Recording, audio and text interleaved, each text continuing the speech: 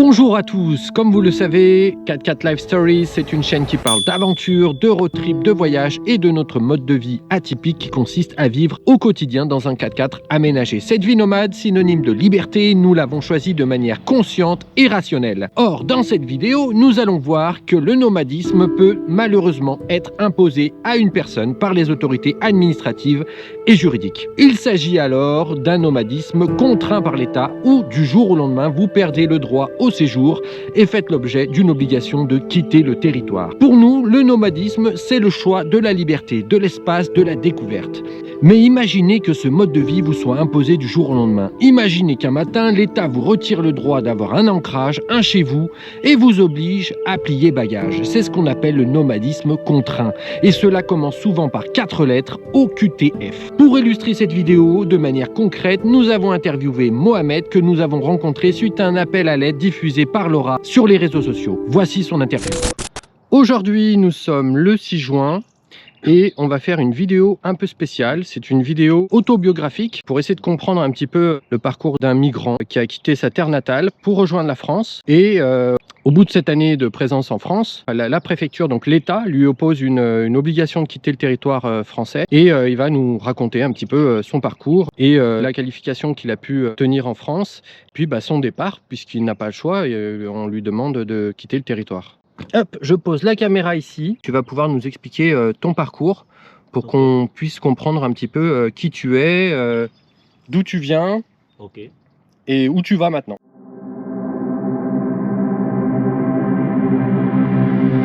Je m'appelle Mohamed, je suis un jeune Guinéen. Donc Guinée-Conakry, il faut préciser comme il y a 3 Guinées. C'est Guinée-Conakry. Guinée-Conakry où on parle français. On parle français, ouais. Donc c'est un pays francophone. C'est important de le dire parce qu'aujourd'hui il y a plus de personnes qui parlent français à l'extérieur de la France qu'en France. Oui. En fait, moi j'ai quitté chez moi à l'âge de 13 ans en 2015. Du coup, j'ai vécu chez moi là-bas. J'avais pas le choix, c'est pour cela que j'ai quitté chez moi. Du coup, je voulais vivre comme les gens qui vivent. Du coup, en fait, j'ai vécu beaucoup de choses, en fait. Vu que moi, j'ai passé maximum 4 pays différents. Donc toi, tu étais en Guinée. Oui, j'étais en Guinée. Tu décides de partir de Guinée. Ouais. Et tu pars dans quel pays? J'ai parti à Mali. Au Mali. Après Mali, tu traverses le Mali. Après Mali, j'ai parti Niger. Après Niger, j'ai parti à Burkina. Après Burkina, je venu en Libye. Mais tout ça, là, en fait, on a passé un moment très difficile. Libye, là-bas, ils nous torturaient. J'ai fait prison là-bas, 6 mois de prison. Et en Libye, tu étais mineur, tu étais enfant. Oui, j'étais mineur. Du coup, j'ai fait là-bas 6 mois de prison. Ils nous torturaient, ils ne nous donnent pas à manger, ils nous frappaient, tout ça là. On a des cicatrices, tout ça. Mais malgré ça, on a fait effort. Je suis venu en France pour apprendre le français, pour apprendre du métier, quoi. Et donc, de la Libye, tu as pris un Zodiac. Un Zodiac Méditerranée, on a passé par la mer. Sûrement par des passeurs, j'imagine. Oui, par les passeurs. Des passeurs qui t'ont permis de traverser la mer Méditerranée. Oui. Et donc, tu as atterri en Italie. Et plus précisément en Sicile. Oui, Sicile. Après, là-bas, j'ai resté là-bas 1 an, maximum 1 an. Vu que là-bas, je ne comprends pas les langues. Encore, en fait, nous, on aimerait vivre en France parce qu'en fait, c'est France qui nous a colonisés. Vu qu'encore on parle un peu français, je pensais que ça va être mieux de venir ici, quoi. En fait, ce que tu expliques, c'est que le pays auquel tu t'identifiais, c'était la France. C'est la France, ouais. La France, c'était vraiment une sorte d'Eldorado. Si je venais ici, je pensais que tout mon vie, ça va changer, ça va améliorer. Tu t'es dit, si je veux améliorer ma condition humaine, il faut que j'aille en France. Il faut que je vienne en France, ouais. Ok. Donc du coup, tu passes par l'Italie. Oui. Et ensuite, au bout d'1 an, tu décides d'aller en France. Ouais, je décide de venir en France. Tu m'as dit que de la Sicile, tu es passé par Milan. Milan, ouais. Et ensuite, de Milan. Après, j'ai passé à Torino. Parce que Milan, après, j'ai passé par Torino. C'est là-bas qu'on a passé aux frontières. Là où il y a les montagnes. D'accord. Blanc. On a passé par Mont-Blanc. Après, passé là-bas à l'âge de 15 ans, on a passé aux frontières. Les policiers nous ont demandé, c'est les policiers qui nous ont amenés au premier ville de la France qui s'appelle, comment on appelle ça, Grenoble. Grenoble. Ouais, Ah ouais, d'accord. Donc, tu as traversé les Alpes. Ouais, les Alpes, ouais, tout. Tu es allé à Grenoble, Ouais, qui est Grenoble. une ville qui n'est pas très loin de Lyon. De Lyon, ouais. Après, encore, j'ai pris là-bas le train. Du coup, après, j'ai venu à Paris. Ensuite, tu as pris un train de Grenoble pour aller à Paris. Ouais. Et à partir de Paris, Après, à partir de Paris, je connaissais personne là-bas. J'ai resté là-bas 2 jours dehors. Ils m'ont dit qu'il fallait dans des associations comme ça, vu que là-bas, il y a beaucoup de noms, pas beaucoup de monde. mhm. Tous les gens que j'ai demandé disent que non, ils n'ont pas le temps. Il faut partir là-bas, il faut aller là-bas, il faut aller là-bas. Encore, je ne sais pas là où je vais aller. Encore, je partais à la gare. Du coup, j'ai monté dans le train. J'étais Mhm. la dette, il m'a descendu à Nantes. À Nantes. Ouais, ma première ville. Ouais.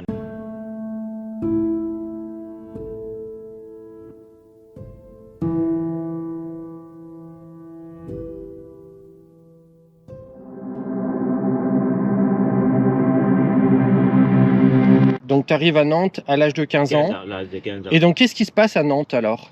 En fait, là-bas, j'ai venu là-bas, j'ai demandé mineur. Oui, tu as dit que tu étais mineur, Ouais, ils m'ont, tu avais besoin d'aide. ouais, ils m'ont pris en charge.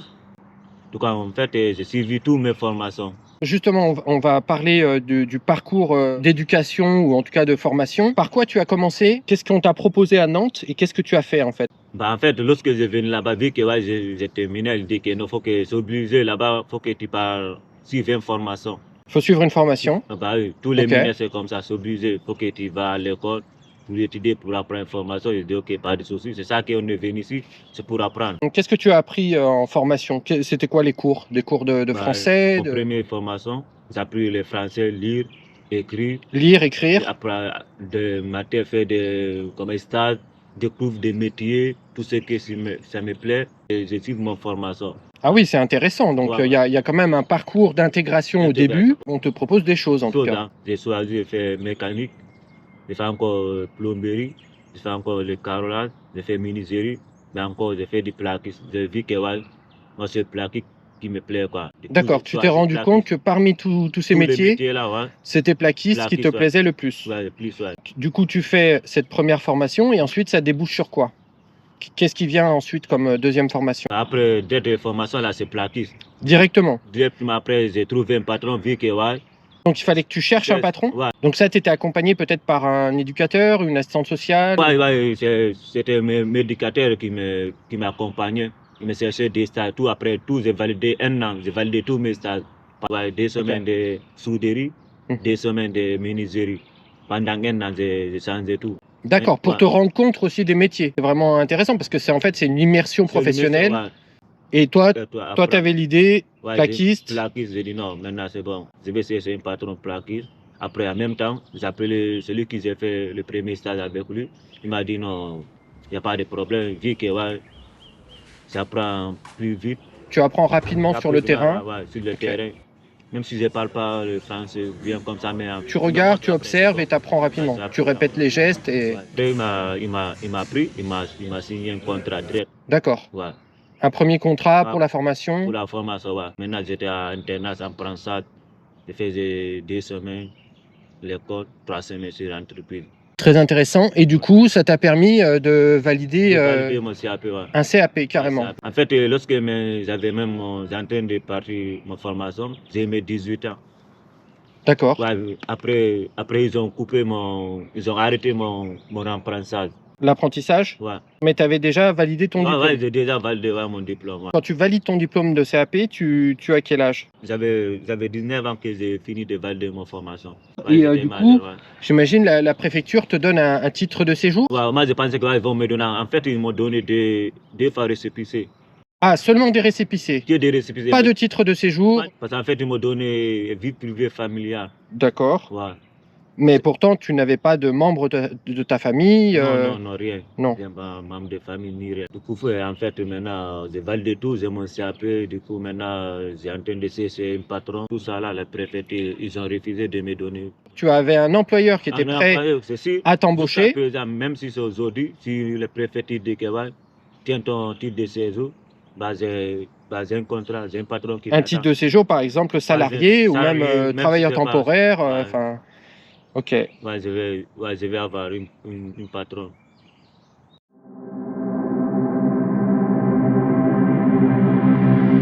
Pour que tout le monde comprenne bien ce qu'il se passe, je vais vous expliquer. Lorsqu'un migrant mineur arrive en France sans représentants légaux, il entre dans la catégorie des mineurs non accompagnés, les MNA. En vertu de la Convention internationale des droits de l'enfant et du droit français, la protection de l'enfance est inconditionnelle. L'État, via les départements, a l'obligation légale de loger, nourrir et scolariser ou former ces jeunes indépendamment de leur statut migratoire jusqu'à leur majorité. Cet accompagnement représente un coût financier important pour la collectivité. Il répond à un devoir humanitaire et à un objectif d'intégration sociale et d'apprentissage de la langue et d'un métier. Arrivé à l'âge de 18 ans ou à la fin des études, le jeune bascule du droit de la protection de l'enfance vers le droit au séjour des étrangers. Ce changement de statut fait que, devenu majeur, l'expulsion devient juridiquement possible. Pour rester sur le territoire et travailler, le jeune doit obtenir un titre de séjour, par exemple la carte de séjour salarié ou travailleur temporaire. Après avoir suivi de manière régulière et sérieuse les enseignements du lycée des métiers du bâtiment et des travaux publics Michelet à Nantes entre 2021 et 2023, Mohamed a validé son CAP,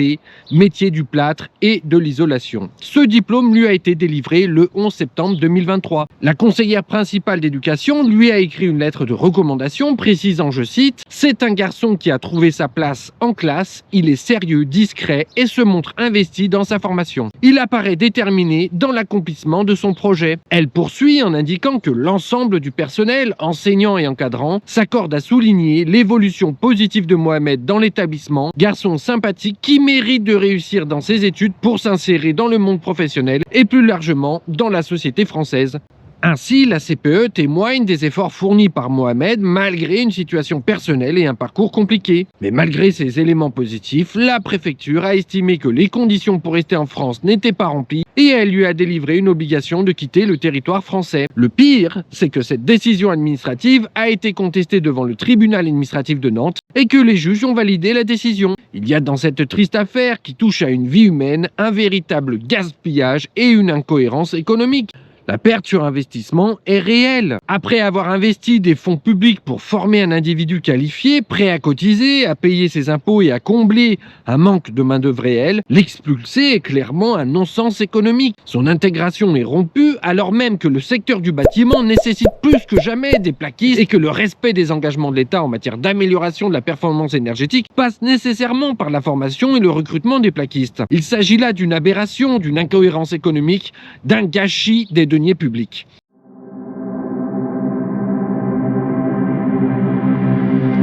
Je peux faire des cloisons, des doublages, je peux faire maximum pas, je vais pas dire que ouais, je suis quand même, je peux faire tout quand même, je débrouille.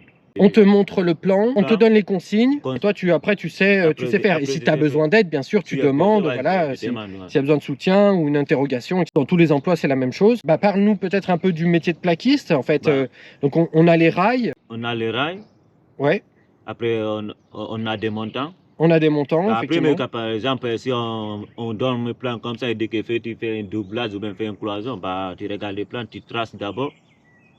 Tu traces au laser, par exemple. Ouais, tu mets au laser, tu traces. Pour une finition bien précise, ouais, bien droite. Et après, tu mets ton rail. Après, tu fixes les montants. Tu laisses maximum tous les 60. Exactement, ouais, tous les 60. Ouais, tous les 60, les montants. Après, comme ça, après, tu mets l'isolation, laine de verre. Tu places l'isolation. Laine de verre. Avant de placer l'isolation, peut-être des fois tu attends s'il y a l'électricien qui doit faire passer ses câbles. Le plombier, tu me disais aussi. Ouais, plombier aussi pour les canalisations. Lavabo comme ça. S'ils ont tout fait, comme ça, nous, alors, c'est nous qui venons venir derrière. On met des rails, on met des montants, on met des isolations. Après, on met des plaques. Après, on les visse. Après, on fait des bandes. Vous faites aussi les finitions, le plâtre, après, le lissage. Après, on lisse tout. Pour laisser des murs propres, prêts à peindre. L'idée, c'est de rehausser l'étiquette énergétique des bâtiments. Et pour cela, il faut des meilleurs isolants. Ça permet de réduire les factures d'énergie. Et donc, l'isolant, c'est le plaquiste. Et l'isolation, c'est les combles, c'est les murs, toute l'isolation intérieure, en fait, finalement.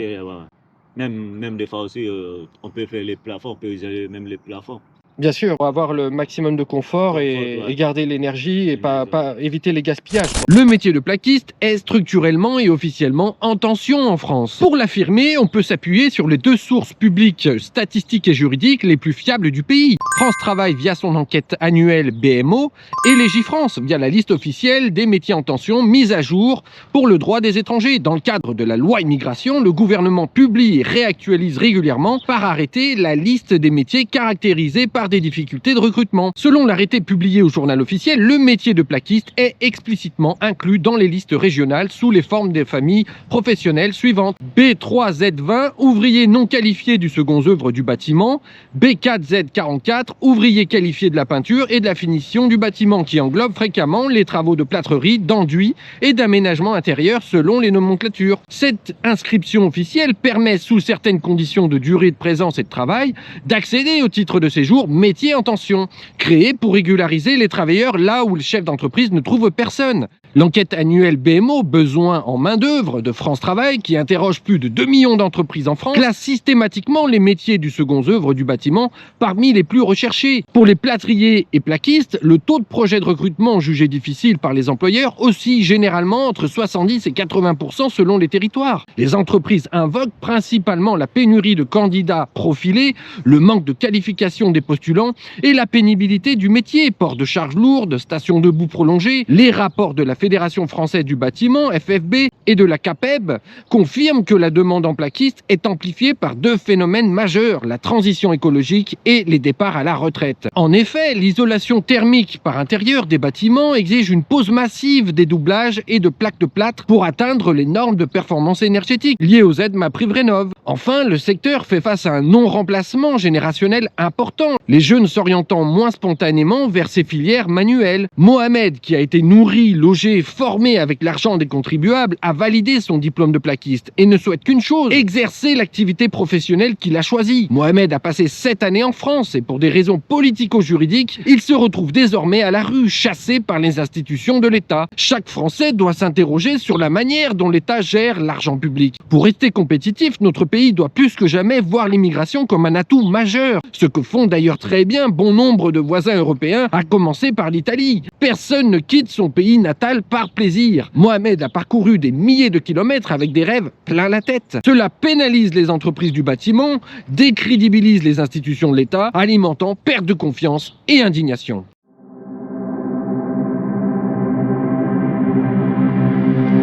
Explique-nous peut-être par rapport à la France, parce que toi, ton idéal, à l'origine, c'est pas forcément d'aller en Espagne. Non, moi, c'est resté en France pour faire ma vie là-bas. En fait, c'est pour ça que j'ai quitté en Italie, sinon je vais rester en Italie. C'est pour ça que je viens en France, c'est pour intégrer en France, pour faire ma vie ici, quoi, pour marier ici, faire mes enfants. En plus, j'imagine qu'au bout de 7 ans, à Nantes, tu avais un réseau d'amis, tu avais des relations. Maintenant, j'ai tout perdu, j'ai aucun maintenant d'amis, tout j'ai laissé là-bas, tout j'ai perdu. Tu as rencontré des éducateurs, des assistants sociaux. Même en ce moment, j'ai fait du bénévole pour rien, puisque ouais, je ne peux pas rester comme ça me fait rien toute la journée. Aider les gens comme ça, quoi, parce que moi j'ai envie de bosser. Je ne peux pas rester comme ça. À rien faire. Et oui, l'oisiveté, il y a du bon, mais il y a aussi du mauvais, parce que quand on tourne en rond et qu'on ne sait pas quoi faire, à un moment donné, ça peut dégrader la santé psychique et physique. Mais c'est pas pourquoi la préfecture ne veut pas nous livrer un titre de séjour, malgré ça. Tu as fait face en fait à une décision administrative, un bout de papier qui te dit monsieur, il faut partir, sans vraiment tenir compte finalement de ta situation et puis de tes réelles motivations qui sont très simples en fait. Travailler comme tout citoyen français, accéder à un logement, avoir un salaire, payer tes charges, tes impôts, enfin vivre comme tout bon citoyen français. C'est un parcours, je pense, très intéressant. S'il y a des employeurs qui sont intéressés par le profil de Mohamed, eh bien, il ne faut pas hésiter à me contacter directement. On va diffuser bien sûr cette présentation sur les réseaux sociaux. Donc, Mohamed est en contact également avec une assistante sociale qui l'a accompagné pendant pas mal de temps. Donc voilà, s'il y a un employeur dans le BTP qui cherche un plaquiste et qui est motivé pour appuyer la demande de Mohamed auprès de la préfecture pour qu'il ait un titre de séjour, eh bien, il ne faut pas hésiter à nous contacter. Admettons qu'il y a un employeur qui te regarde actuellement. Oui. Qu'est-ce que tu voudrais lui dire Moi, en ce moment, moi, je suis motivé, j'ai envie de bosser quand même. malgré les difficultés Malgré avec les l'administratif, difficultés, etc., ta situation qui est très précaire, Quand même, j'ai envie de bosser quand même. Si je trouve un patron comme ça, un patron qui te donne une qui me chance. donne une chance, bah, ça va m'aider, quoi. À tout le monde qui me regarde, de la France ou n'importe où, bah, en fait, moi, j'ai besoin de travailler. Si vous avez des solutions comme ça, ou bien si vous avez d'aide, moi, j'ai besoin d'aide, bah, vous pouvez m'aider comme ça pour me trouver des boulots, quoi.